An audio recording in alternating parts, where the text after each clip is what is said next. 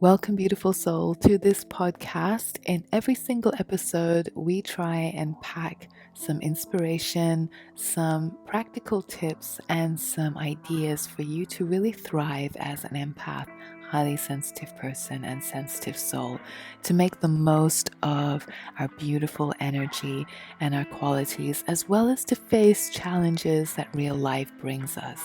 So I invite you to hold space for yourself. Get really comfortable. Bring your journal, your favorite cup of herbal tea, and let's begin.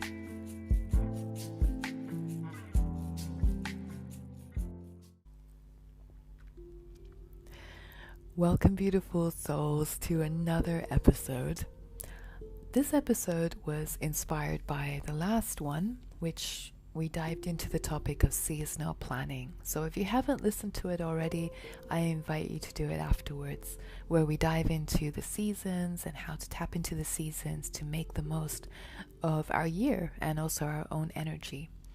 And today we're going to talk about consuming and creating, these two words, and how it plays into our daily life. And I actually did a blog post on this a while ago, and just recently had another conversation with a client about balancing this energy of consuming and creating. So we have a lot to talk about. We have a lot to dive in. As always, have your journal, and I'm going to treat this a little bit like a session. So usually in the beginning of a session, we have an awareness exercise where we reflect, and also tap in to our own energy right at the beginning. So if you can, make space for yourself so that we can do a little bit of a breathing exercise. And if you're listening to this and you're out and about and doing other things, that's fine.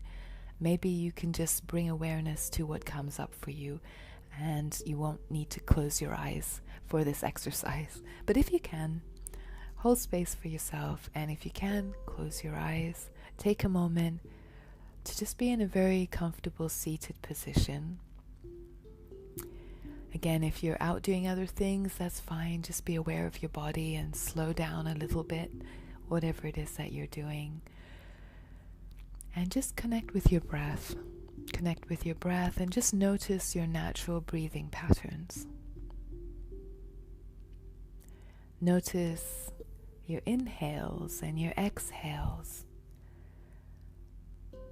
Is it feeling heavy or light or shallow or deep?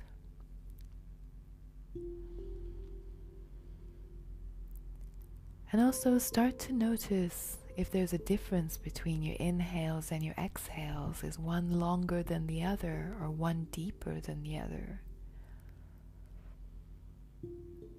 So just take a few moments to connect with your breath. And be aware that every time you're inhaling, you're consuming life force energy.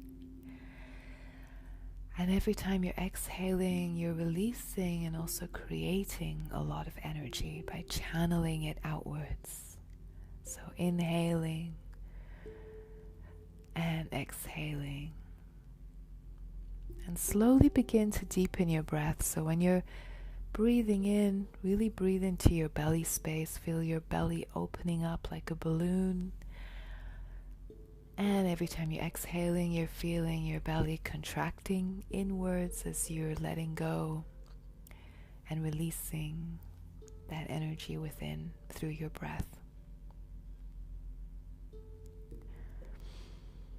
Continue doing this. And I'm going to ask you to just see what comes up. What comes up when I say two words. And the first word is consumption. Consumption. What does consumption mean to you? To consume. What kind of energy does that word have for you? Or what kind of connections do you make with that word? Or what kind of feelings do you have when you think of consumption or to consume something? And stay here for as long as you like. Of course, you can always pause this episode at any time if you need more time. So thinking about consuming. And when you're ready, the second word I'd like you to reflect on is creating. Creation. To create. What does that bring up in you? What thoughts come up when you think of creating or creation or to create something?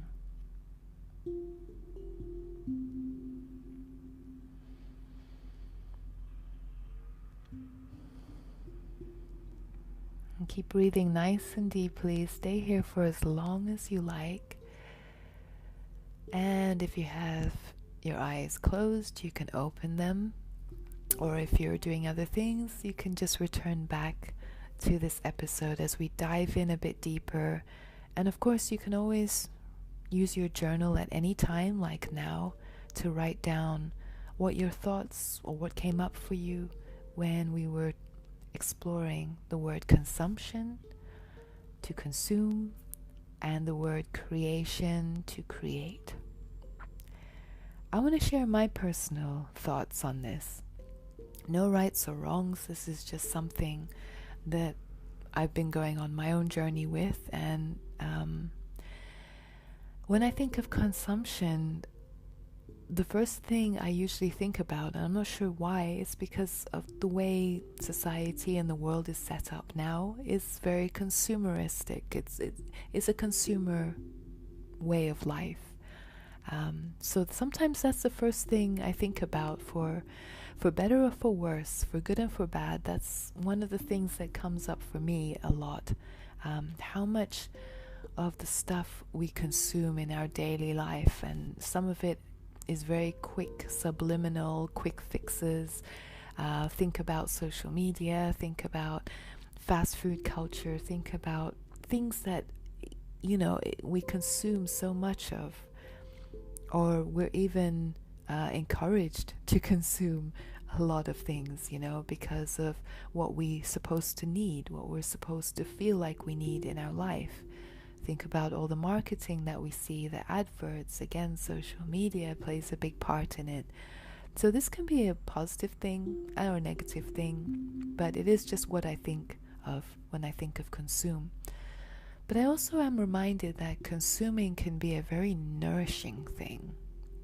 Think about those times where you have a really hearty, good, healthy meal that leaves you feeling really good. So consuming good foods, consuming inspiration from art or from conversations that you have with somebody, or when you listen to music, you're consuming that music and it's becoming something very nourishing for your soul. So in a positive way, I'm thinking of consuming that way. The ways that we can consume things to recharge, to take care of our own energy, to inspire us. And then for creating and creation, I normally think of those times when I am super inspired, when I feel like I just want to start something and I just don't feel like stopping because I'm in that flow state. I'm just going for it. I'm just really in the zone when it comes to creating. So for me, that's something I think about when I work on or I reflect on the topic of creating. But then I'm also reminded of the negative experiences that I've had with creating, and especially when it comes to burnout. I remember specifically one point in my life where I was completely burnt out, but I was so in that space that I didn't know I was burnt out. And because a big part of it was this need to keep creating, to keep channeling my energy out without actually recharging my own energy or my own battery. So it was about creating. I must create, I must do this, I must do, channeling that outward energy. So sometimes, too much of one thing or too much of the other thing can be good and can be bad, depending. And each one of us will have our own experiences and our own connections and our own ideas of what it is to consume something in our lives, and how it makes us feel, and also what it means to create something in our lives and how that makes us feel. And as empaths, highly sensitive people, sensitive souls, it's so important to be consciously aware of what we're consuming and what we're creating. Consciously choosing what we're consuming and what we're creating so that we can find balance. We can find ways to choose how we create or choose what we consume. And it's important. It is so important because it's part of energy management. It's how we manage our energy. It's also about setting healthy boundaries. Healthy boundaries within ourselves, so we know what's good for us, what we're consuming is good for us, what we're creating is good for us, and our own unique energy. It also helps with burnout prevention. As I said with my own example, having too much of creation energy became a burnout. So, or consuming can also be a way of burning out. A lot of empaths pick up too much stuff when they're consuming too much stress or too much negative energy in their environment. So there are many ways that we can actually use this reflection as a way of preventing burnout.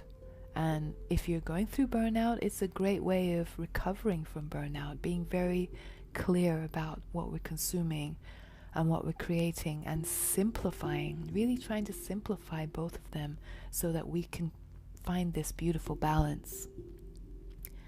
And of course, when we do find that balance, usually it leaves us feeling inspired, not exhausted. Feeling like we're in a place where we feel more grounded within ourselves. We feel much more in a state of flow. So consuming and creating is like a relationship that we have to build within ourselves. And I always say, think about your daily typical day, your daily typical life, your daily typical routines, basically. Think about how much you consume or what you consume. And then also think about the times that you're spending creating something or channeling your energy outwards. Consuming being the energy that you take in, creating being the energy that you give out. And as empaths, sometimes we overdo a little bit of each. We might be consuming a lot of energy and not creating as much, or we might be creating a lot of things but not taking care of our energy by consuming nourishing energy and nourishing things. To take a moment to think about this for a moment, just a few seconds, or you can even pause this right now. And I invite you in your journal to write down today, even if you're in the beginning of the day and you're listening to this, what have you been consuming? And what have you been creating? And if you're thinking about consuming, was it something that made you feel good? For example, maybe breakfast this morning, you consumed that toast with avocado or whatever it is that you ate for breakfast this morning. How did that make you feel? Or maybe you consumed something that you read online or in your email. How did that make you feel? How did that affect your energy? And also creating today.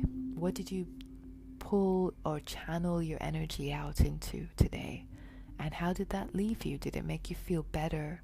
Or did it make you feel more drained or uninspired? To take a moment to think about that. And in the blog post, what I do is I actually ask so many more journal questions when it comes to this, because we can go into a typical day and we can start to streamline. And streamlining is where things get really, really interesting, because it's about what your values and needs are when it comes to your daily life, your daily routines. What do you really need to consume? What do you really need to create in order to be balanced and productive at the same time? I'll give you a really good example. And this was a while ago, but I had a recent conversation again with a client on this topic. And it was about following people on social media, specifically about business. So this person just recently, again, had this conversation with another friend, but this one was a yoga teacher, and she said she doesn't follow any other yoga teachers, which I found really, really inspiring, because her reason for this was that she found herself consuming a lot of beautiful content, don't get me wrong, a lot of beautiful content from her fellow yoga teachers. But then she found that after a while she was consuming so much that she was actually taking away from her creation. Or she found that her creation was starting to mimic the things that other people were doing. So it wasn't coming from a place where she was diving into her own creation. It was like almost like whatever she was consuming was starting to become part of her own creation.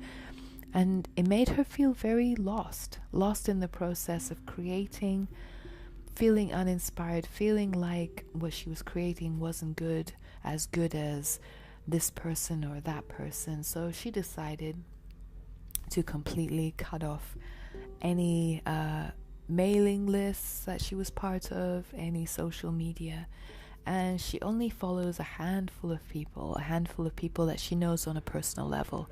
So the people she works with in the yoga studio, on a personal level. And it was very interesting because this is something I did after another conversation with someone very similar.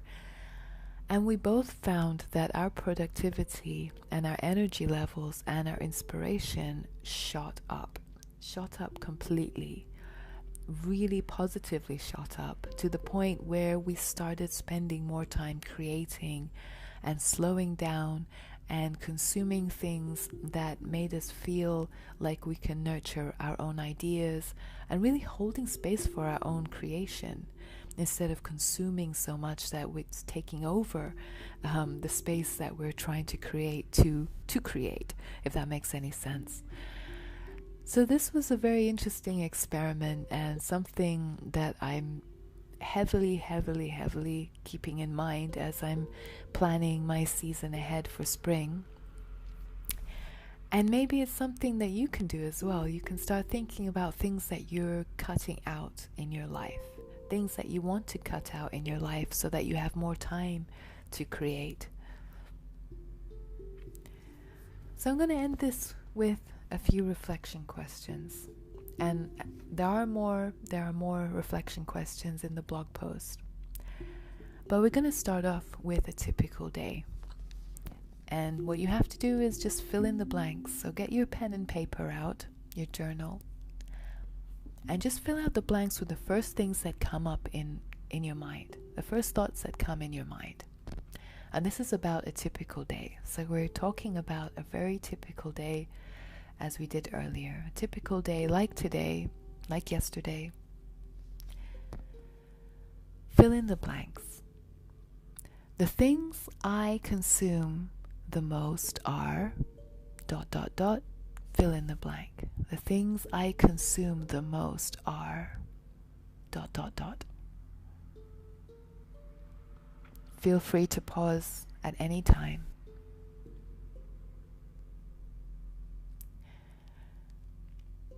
The second thing I wanted to share and to ask is, which of these things feel inspiring to me and which ones feel draining? So which of the things that you consume the most are inspiring and which ones feel draining? Take a moment to think about that.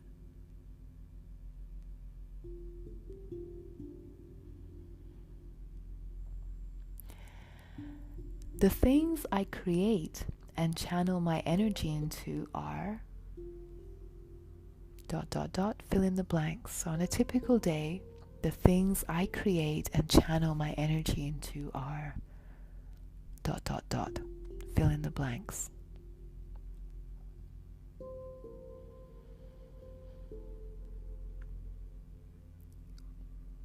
And the next reflection question is,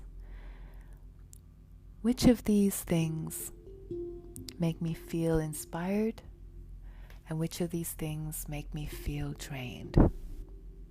So the things that you create, which one makes you feel inspired and which one makes you feel drained?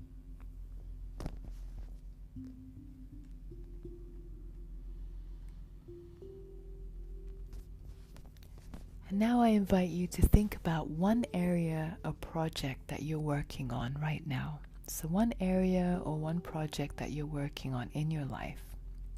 And again, like before, just see what comes up as I ask questions, and feel free to pause at any time. So with this in mind, one area, one project you're working on, how much of my time and energy in the week goes into channeling and creating this? So how much of my time and energy in the week goes into creating and channeling my energy into this? Think about new routines that support you when it comes to channeling your energy into this area or project.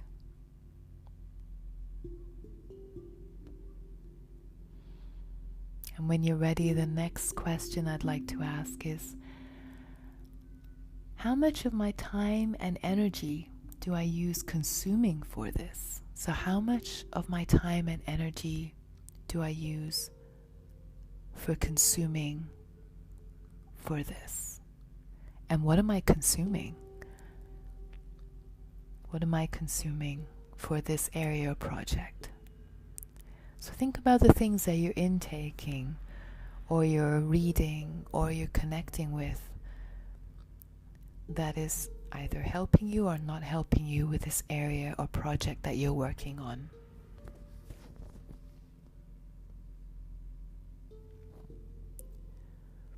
And the last one is, can I change anything to create and to channel more? So can I change anything to create and channel more of my energy into this area or project?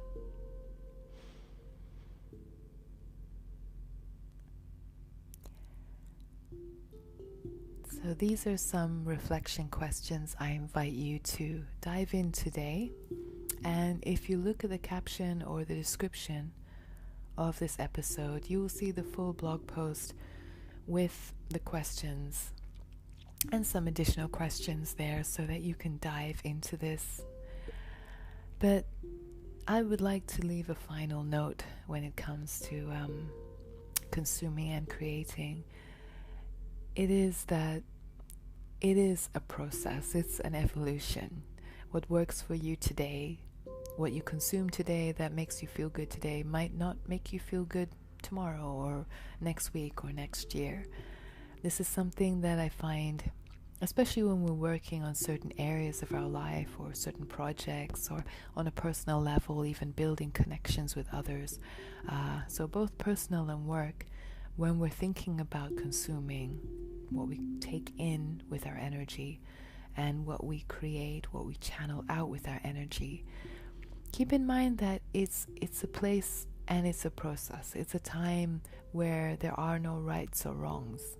It's a time where you have to think about where you are in the present moment, not what worked for you before in the past, because maybe what worked for you before in the past no longer works for you now.